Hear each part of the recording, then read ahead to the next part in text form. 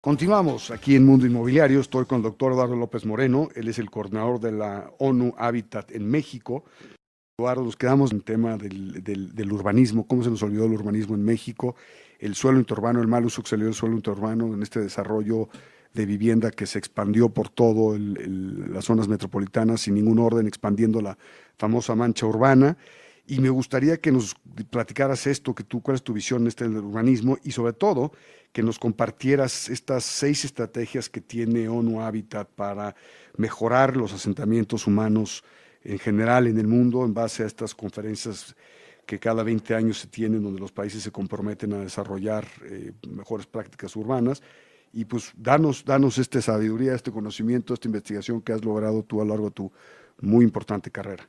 En efecto, ONU Habitat y diferentes asociados y universidades estudiamos, trabajando siempre con gobiernos nacionales o de los estados o locales, políticas de vivienda, y hemos lanzado en lo que se llamaba la Conferencia de Hábitat 3 una nueva política sobre vivienda que se articula en forma muy orgánica, muy estratégica al desarrollo urbano, en donde la llevábamos la vivienda al centro.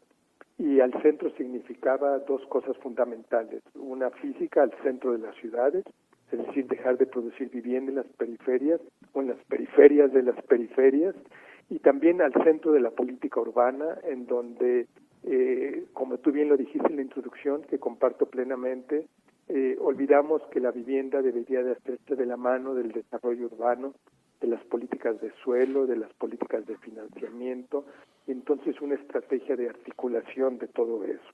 Las orientaciones estratégicas que tú hablas tienen que ver con 6 puntos que hemos detectado. Cada país evidentemente tiene consideraciones muy particulares en función de su contexto y sus necesidades y de las mismas determinaciones del gobierno. Y entonces nos referíamos a uno, es parar o tratar de desincentivar la producción de vivienda en las periferias y regresarla a zonas intraurbanas. Crear mucho más densidades. Las densidades en México en los últimos 20 años se perdieron en un cerca de un 25%, y esa pérdida ocasiona que sea muy difícil a ciertas zonas de la ciudad llevar equipamientos o generar bienes públicos y mantenerlos, porque no hay la masa crítica de habitantes que lo permita. Y además se Entonces, pierde la capacidad de tener vivienda intraurbana de básica o social, que ese es uno de los grandes problemas que estamos viviendo en México, ¿no? Espero que Claudia Sheinbaum tú seas consejero de cabecera de Claudia y te escuche en forma recurrente, caray.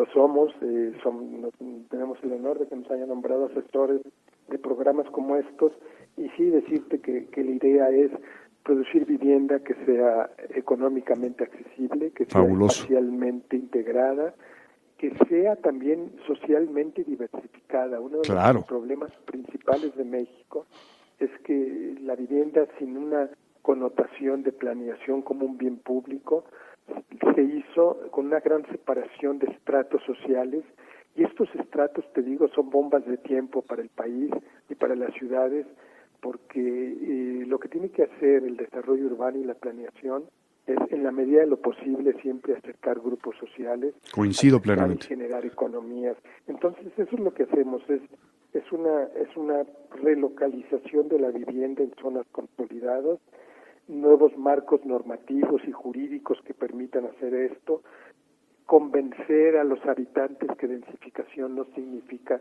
de ninguna manera penuria de vivienda o problemas. Y un segundo muy importante es crear un déficit específico, medir el déficit específico de tal forma que responda a los diferentes grupos vulnerables que detectamos. Grupos vulnerables que son aquellos que no tienen acceso financiero, mujeres, migrantes, gentes con problemas específicos, y entonces la vivienda se convierte, grupos indígenas, etcétera, en soluciones que se perdió mucho, que tienen que ver con oferta-demanda y con fragmentación de esa oferta y la demanda en respuestas. No siempre hay que producir, dicho de otra manera, vivienda en propiedad para algunos grupos y sectores. Claro, la vivienda en renta es una opción 100% viable Exacto, para una gran cantidad de personas y además de todos los niveles socioeconómicos. No estamos Otros hablando... hay que identificar que requieren solo ampliar la vivienda y mejorar la existente, y otros que están en condiciones más difíciles. Hay que introducir servicios básicos, equipamientos sociales. Uno de los problemas fundamentales de México, y lo estamos viendo con Infonavit, 5 millones de viviendas vacías en el país o desocupadas, que es una barbaridad, es la mitad del déficit habitacional.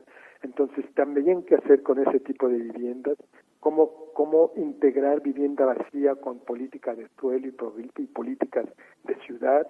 Dijiste muy bien, otro de los ejes fundamentales de estas orientaciones estratégicas tiene que ver con resucitar la noción de vivienda en renta que existía en México en los años 70 y 80 y que se perdió, y que permite movilidad, permite accesibilidad, permite mucha flexibilidad de los mercados inmobiliarios y también de las gentes en las ciudades, permite que ciclos de gente que inician apenas económica y familiarmente su vida puedan responder con una vivienda digna que pueda ser vivienda en renta. Tenemos mucho que ver también con responder en lo que llamamos tejidos urbanos deficitarios, que es detectar dónde se encuentra la informalidad en la ocupación del espacio, dar respuestas adecuadas ahí, pero también a zonas centrales degradadas.